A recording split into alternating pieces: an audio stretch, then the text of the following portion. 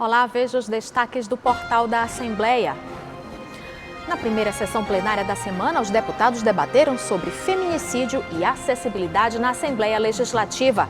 Já na sessão plenária de hoje, o assunto foi inclusão de profissionais de odontologia na Casa Ninar e a visita da ministra Damares Alves a São Luís. Deputados manifestam apoio aos estudantes de medicina da UEMA sobre transferências externas de alunos de faculdades do exterior. Você vai ver ainda, Setembro Verde quer conscientizar sobre a importância das doações de órgãos e tecidos. E mais no primeiro episódio da série de reportagens em homenagem a São Luís, você vai ver histórias sobre a nossa principal riqueza, as pessoas que ajudaram a construir a nossa cidade. É agora no portal da Assembleia.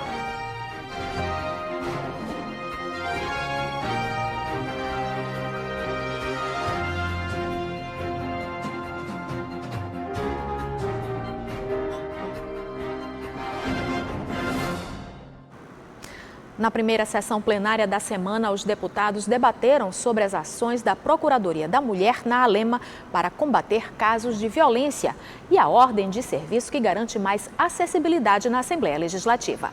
Na primeira sessão plenária da semana, a deputada estadual Helena do Ailib apresentou números de casos registrados de feminicídio no Maranhão e destacou as ações da Procuradoria da Mulher no Parlamento no combate à violência contra a mulher.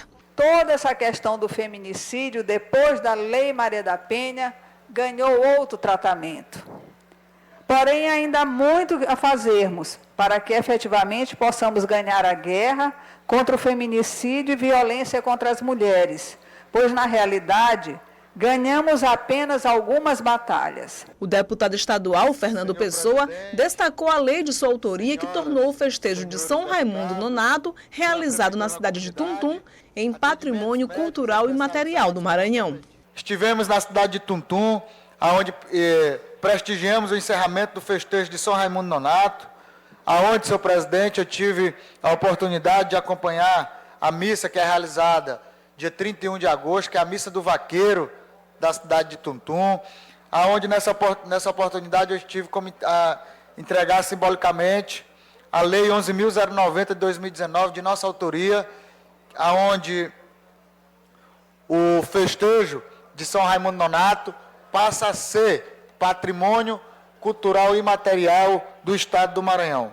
O deputado estadual Duarte Júnior elogiou o presidente Otelino Neto pela ordem de serviço que vai melhorar a acessibilidade nos prédios da Assembleia Legislativa do Maranhão. Nesta segunda-feira, vem à tribuna para reconhecer o papel que o presidente Otelino, ao lado de todos nós, parlamentares, dedicou para que esse termo, para que esse acordo judicial fosse realizado e possamos receber melhor os cidadãos e cidadãs maranhenses. Ainda durante a sessão plenária da segunda-feira, os parlamentares promulgaram a lei que garante acesso gratuito dos personal trainers às academias do Maranhão. Milena Dutra tem os detalhes. A lei foi promulgada nesta segunda-feira pela Assembleia Legislativa do Maranhão. Agora os personal trainers têm acesso livre às academias, desde que acompanhem alunos devidamente matriculados. A lei é de autoria do deputado estadual Felipe dos Pneus e foi promulgada nesta segunda pelo Parlamento. Então, deputado, lei promulgada depois de receber um veto do Poder Executivo, mas a Assembleia acabou derrubando o veto e finalmente se tornou lei. Os profissionais podem ter acesso às academias. Hoje é uma grande vitória, a Lei 11.093, onde dá acesso a esses profissionais da educação física a acompanhar seus alunos sem pagar taxas extras. É a segunda lei aprovada no país, já está na esfera federal por 6 deputados federais, inclusive um do Maranhão. E só quem ganha é o consumidor. Agora sim, uma observação. O profissional ele tem que estar registrado em conselho para ter acesso livre às academias? Sim, o profissional tem que estar com conselho e tem que se identificar na academia portando a carteira do conselho. Agora sim, é um benefício para o profissional, enriquece o seu trabalho, mas também é um benefício para a população, para o bem-estar de quem pratica uma atividade física, né? Com certeza, quem ganha ambas as partes, tanto o consumidor como o profissional e, é claro, valorizar essa classe. Então, muito obrigada, deputado, pelas informações. Está aí, ó, lei promulgada pela Assembleia Legislativa, de acordo com a lei de autoria do deputado estadual Felipe dos Pneus, os profissionais de educação física, os personal trainers, têm acesso livre às academias, desde que atendem às regras. Milena Dutra para a TV Assembleia. E os estudantes do curso de Medicina do campus da UEMA em Caxias acompanharam a sessão plenária desta segunda. Eles receberam apoio dos parlamentares sobre prejuízos que os acadêmicos alegam ter por conta da grande quantidade de transferências externas de alunos oriundos do exterior e de faculdades particulares brasileiras. Os estudantes de medicina da Universidade Estadual do Maranhão, do campus de Caxias, acompanharam a sessão parlamentar da Galeria da Assembleia. Eles alegam a grande quantidade de transferências externas que estão acontecendo para o curso de alunos oriundos do exterior e de faculdades particulares brasileiras. As salas não têm capacidade para abrigar tantos alunos assim. A gente já está sofrendo diversos prejuízos. Aulas práticas tendo que ser canceladas porque os laboratórios não comportam tantas pessoas.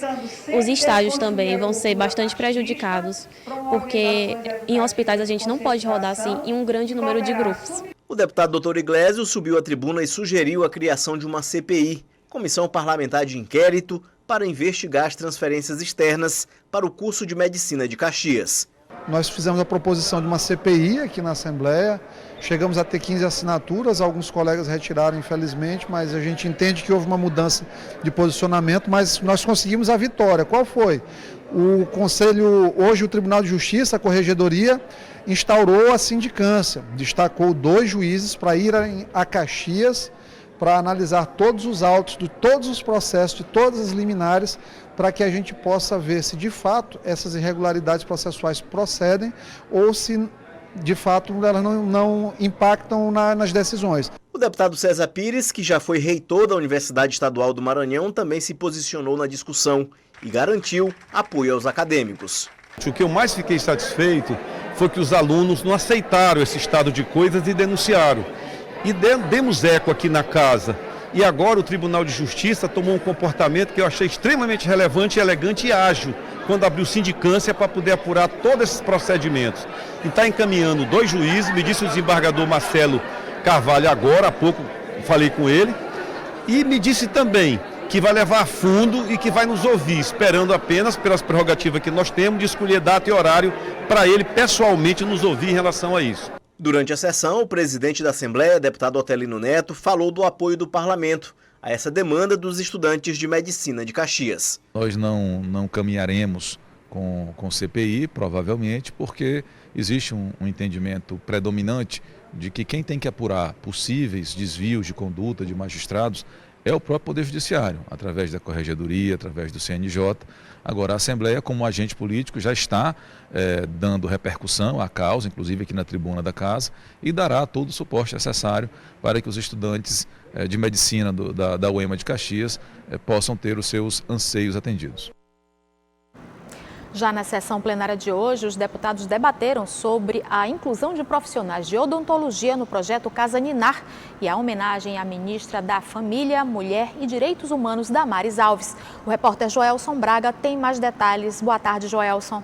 Olá, boa tarde a você, boa tarde a todos que nos assistem. E na sessão plenária desta terça-feira, durante o pequeno expediente, o deputado Adelmo Soares fez um pronunciamento anunciando uma visita ao Hospital Juvencio Matos, com membros do CRO, o Conselho Regional de Odontologia, para saber como é que andam os tratamentos bucais lá na unidade de saúde. Eu conversei com o parlamentar. A nossa casa hoje conta com 2 deputados que são dentistas, eu e a deputada Andréia. Então, evidentemente, nós precisamos puxar um assunto pertinente a uma profissão tão importante. Nós sabemos que a saúde começa pela boca, e nós precisamos manter e ampliar ainda mais a capacidade de dar saúde pública à nossa população. Então nós convidamos ontem o CRO, Conselho Regional de Odontologia, chamamos a coordenação de saúde bucal do Estado do Maranhão, chamamos ao presidente, ao diretor dessa casa de saúde, dessa casa que também é dentista, formamos um grupo de estudo para a elaboração de leis e proposições que possam ajudar tanto no desenvolvimento do projeto de saúde bucal do nosso Estado, assim também como dar e valorizar ainda mais a nossa categoria. Portanto, essa casa abre as suas portas para receber mais uma categoria e ajudar no desenvolvimento, de uma maneira geral, da saúde bucal do nosso Estado. O deputado Adelmo Soares anunciou ainda a possibilidade da inclusão de profissionais de odontologia na equipe multidisciplinar que atende ao programa Casa Ninar. Estamos fazendo uma campanha ampla, campanha contra o suicídio, contra a depressão. E quem tem autoestima dificilmente entra em depressão. Mas você ter autoestima, você precisa ter um sorriso belo, um sorriso bom. E para isso nós precisamos estar juntos, irmanados nesse mesmo propósito. Nós precisamos incluir, por exemplo, dentro da equipe do Projeto Ninar, uma equipe de saúde bucal, que não existe ainda. Existe uma equipe multidisciplinar importantíssima, fazendo um grande trabalho, mas nós temos certeza que profissionais da odontologia precisam estar inseridos nessa equipe também. Além do Projeto Sorrir, ampliar para o restante do Estado e ajudar no atendimento de pacientes com necessidades especiais. E ainda na sessão desta terça-feira, a deputada Mical Damasceno fez um pronunciamento chamando a atenção para os números alarmantes de casos de violência sexual contra adolescentes. A gente tem acompanhado que 70% dos casos de estupro no Brasil são contra adolescentes e crianças. E aí é um índice alarmante.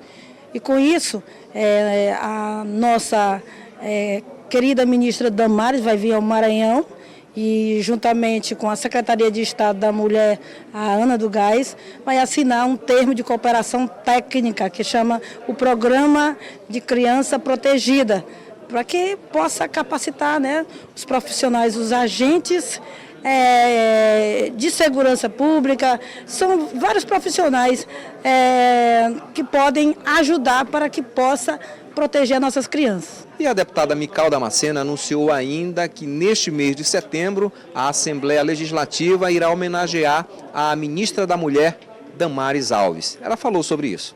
Nós vamos homenageá-la com a maior comenda, a medalha Manuel Beckmann. E assim, também o lançamento da Frente Parlamentar em Defesa da Vida e da Família nesse dia 24 de setembro agora. Este, portanto, foi o resumo da sessão plenária na Assembleia Legislativa nesta terça-feira. Lembrando que você pode acompanhar os trabalhos dos parlamentares, além da TV Assembleia, por meio da Rádio Senado no prefixo 96.9 e também por meio das nossas redes sociais. Joelson Braga, do plenário deputado Najib Aikel, para a TV Assembleia. E veja no próximo bloco, campanha Setembro Verde quer conscientizar a população sobre a importância da doação de órgãos e tecidos. E mais no primeiro episódio da série de reportagens sobre São Luís, as histórias de pessoas que ajudaram a construir a nossa cidade. O portal volta já.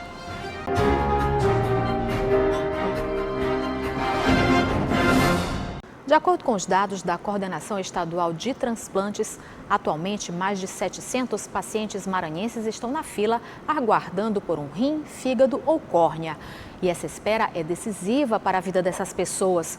O mês de setembro foi escolhido para o desenvolvimento de uma campanha que tem como objetivo conscientizar a população sobre a importância da doação de órgãos e tecidos. O número de pacientes que aguardam por uma chance de voltar a ter uma vida normal ainda é alto. Cerca de 3.000 brasileiros esperam por um órgão ou tecido ósseo compatível. No Maranhão, atualmente, 754 pacientes estão na lista de espera por córneas, rim ou fígado. E além da compatibilidade, outro problema é o consentimento familiar. Setembro é um mês escolhido para incentivar a doação de órgãos. A coordenadora da Central Estadual de Transplante explica que serão intensificadas as ações nos hospitais para conscientizar familiares sobre a doação.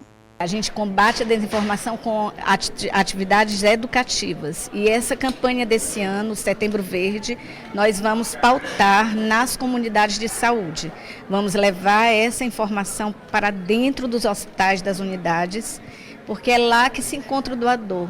O doador não está com as famílias em casa. A gente precisa sensibilizar a família sobre a importância de dizer um sim no momento em que aquele paciente, ente querido, está em morte encefálica, já é um coma irreversível, está morto, e ele, naquele momento de dor, aquela família tem o desprendimento de dizer um sim. E esse ato de amor fez toda a diferença para pessoas como Edilson. Em 2016, ele passou por um transplante de fígado, o que lhe permitiu a voltar a ter uma vida praticamente normal. Eu entendo que é uma decisão difícil, você perder um ente de uma forma recente e tomar uma decisão dessas. Eu compreendo, mas eu sou muito grato à família da minha doadora, né? Eu recebi de uma doadora, pela consciência, pelo nível de maturidade que eles tiveram.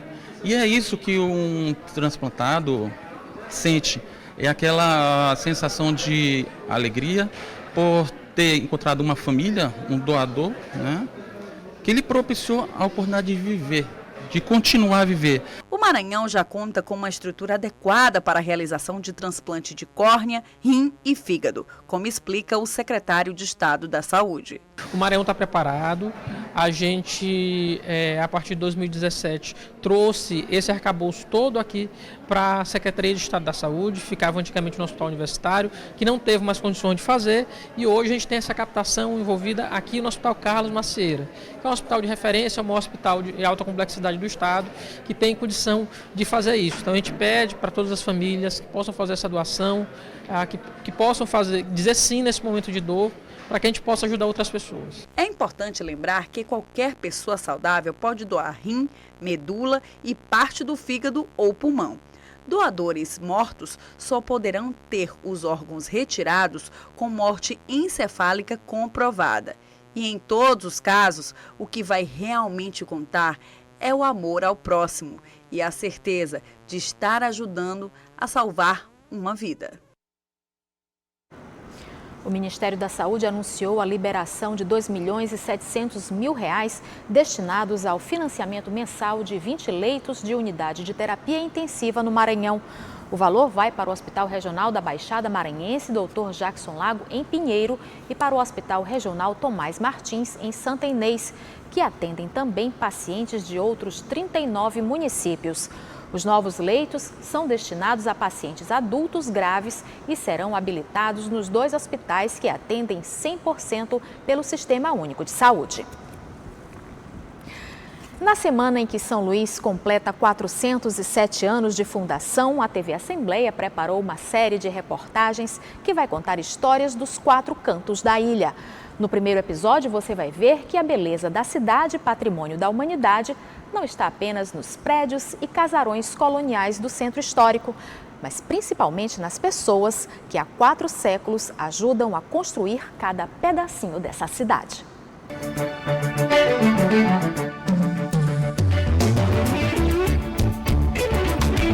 É o coração de uma cidade com mais de 400 anos, onde sobrados e casarões seculares, construídos de forma planejada, sob influência da arquitetura portuguesa, revelam momentos importantes da nossa história. O Centro Histórico foi o núcleo inicial da colonização de São Luís no século XVII e da transformação na cidade como conhecemos hoje. Foi aqui, durante mais de 300 anos, que a maioria dos ludovicenses morou e trabalhou, fossem eles de origem portuguesa, indígena ou africana, mão de obra responsável por construir toda essa beleza de arquitetura europeia. A cidade nasceu aqui na Praia Grande, no núcleo fundacional do Palácio, então ela tem uma importância que hoje está reconhecida internacionalmente e ela era, até praticamente o século XIX, toda a delimitação da cidade estava contida dentro do centro, né, suas pequenas áreas de expansão. Então a gente tem a cidade que é do século XVII, né, 1612, século XVIII e século XIX, todos inseridos dentro desse perímetro de tombamento do centro histórico. Praticamente a cidade só se expande no século XX. 4 séculos depois da fundação, e esse conjunto de imóveis de valor inestimável à sociedade continua aqui, elevado à categoria de patrimônio da humanidade. E por falar em humanidade, o que seria dessa história sem as pessoas? O que eu só sinto necessidade e a falta é de atividades mais frequentes, né, humana, né? Não só o fato de ter arquitetura, mas ter a revitalização humana. O Gilson é um apaixonado pelo centro histórico, tanto que há 11 anos decidiu morar neste sobrado, que faz parte de um programa de habitação para ocupação de casarões que antes estavam abandonados. A moradia é também o ateliê de trabalho, no qual ele estuda e se prepara para viver o personagem que interpreta há 38 anos, o palhaço. De vez em quando, o artista sai de casa caracterizado, caminha pelas ruas do bairro, onde faz da palhaçaria um convite ao sorriso e à interação com as pessoas. O centro histórico não é só escadarias, pedras de cantaria, ruas e casarões. O centro histórico também é encontro, pessoas, pessoas com poesias, pessoas que trabalham, pessoas que habitam o centro histórico. Então a gente tem que cuidar, a gente tem que cada vez melhorar essa convivência, esse lugar que nos deu e nos concedeu o título de patrimônio da humanidade. Mas viver no centro deixou de ser a preferência dos ludovicenses desde a metade do século passado, quando as histórias de São Luís também passaram a ser contadas pelos 4 cantos da ilha. Essa expansão de atividades residenciais e de serviços por outros trechos faz com que nós não tenhamos mais hoje a força residencial no centro histórico. Então, a questão da residência se espalhou pela cidade inteira. Até a década de 40 do século passado, São Luís também tinha pequenas vilas que abrigavam grupos de moradores que viviam fora do centro da cidade. O Monte Castelo é um exemplo. Aqui haviam sítios e chácaras de famílias tradicionais que vinham para cá no final de semana descansar. No entorno da região também tinham grupos de moradores mais pobres que viviam em localidades com pouca ou nenhuma estrutura. O que fez essa localidade se desenvolver a partir da segunda metade do século passado. Essa expansão ela tem a ver também com a necessidade, porque a cidade crescia e ela tinha necessidade de ter novos espaços para ocupação. Então, algumas pessoas tinham resistências em sair do núcleo fundacional da cidade, mas a cidade ela começa a seguir esse eixo, porque esse eixo do que a gente conhece hoje como Getúlio Vargas era uma área topograficamente mais alta. Então as famílias elas começaram a ser ocupadas. Até hoje nós observamos casas, a forma continua desde os anos 40 em algumas casas ali na Getúlio Vargas, que eram casas bem maiores do que a gente encontrava, por exemplo, no centro da cidade ou na área da Praia Grande. O primeiro caminho para a expansão foi por essa avenida, a Getúlio Vargas, que um dia já foi um dos endereços mais badalados de São Luís. O processo de expansão urbana de São Luís é bem interessante, porque a cidade nasce no centro e cresce do centro para dentro. E o eixo de expansão urbana que estrutura esse crescimento é a Avenida Getúlio Vargas e o que seria considerado o Caminho Grande, que se estende da Rua Grande através da Getúlio Vargas e vai no caminho do Anil Filipinho Turu. Então, nosso primeiro acesso às praias era por esse Caminho Grande, que se estenderia até o Olho d'Água. Então a cidade cresce do centro e se você olhar no mapa, ela tem uma espinha dorsal, que é Getúlio Vargas, que vai até lá. Isso nós estamos falando de todo o processo do começo do século XX, né? É a cidade nova. Monte Castelo? Monte Castelo. Meu amigo, Monte Castelo é um bairro de casa cara. Na época, com a vivência de hoje lá do Renascença, era igual ao do Monte Castelo. Mas nem todo mundo que veio para cá naquela época tinha casa na avenida. É o caso do seu Amâncio, morador do Monte Castelo há 70 anos. A minha casa, quando eu comprei o terreno, eu afurei o terreno, a minha casa era de palha, coberta de palha e tapada de barro. O aposentado de passos lentos e quase um século de vida chegou aqui no tempo em que o bonde ainda era o principal meio de transporte da cidade. O bonde passava na avenida. O bonde era dono da avenida. Aqui no Monte Castelo um desvio de bonde. Um descia e o outro subia. Ia até o João Paulo. Tinha desvio também. Depois ia até o Conjunto Filipinho, que existe, ainda existe. O Filipinho ele saía para o Conjunto Sacavém. O Sacavém ele saía e ia embora. Aí não tinha mais desvio. Hoje muita coisa mudou, mas ainda é possível ver no asfalto as marcas do trilho por onde o bonde circulava. Um dos caminhos levava até este prédio, onde funcionava uma antiga fábrica de fiação e tecelagem no bairro do Anil. Parte da estrutura da fábrica, onde hoje funciona uma escola do estado, foi preservada. E se antigamente o local era um polo de desenvolvimento econômico da capital, hoje é lugar de produzir conhecimento para que estudantes como a Casey possam sonhar com uma cidade ideal. Uma cidade com acessibilidade para todos, onde todos possam dar a sua opinião, ter a sua voz, que todas as necessidades sejam ouvidas e respeitadas, que tenhamos oportunidades, a educação de qualidade, saúde principalmente. É importante que todas as gerações tenham essa contribuição, porque assim todas as necessidades serão ouvidas. não só dos jovens. O desafio da Casey é o mesmo do Gilson e que durante muitos anos foi do seu Amâncio. Transformar essa cidade, que hoje tem mais de 1 milhão de histórias de vida espalhadas por 330 bairros da capital, num lugar melhor para todos viverem.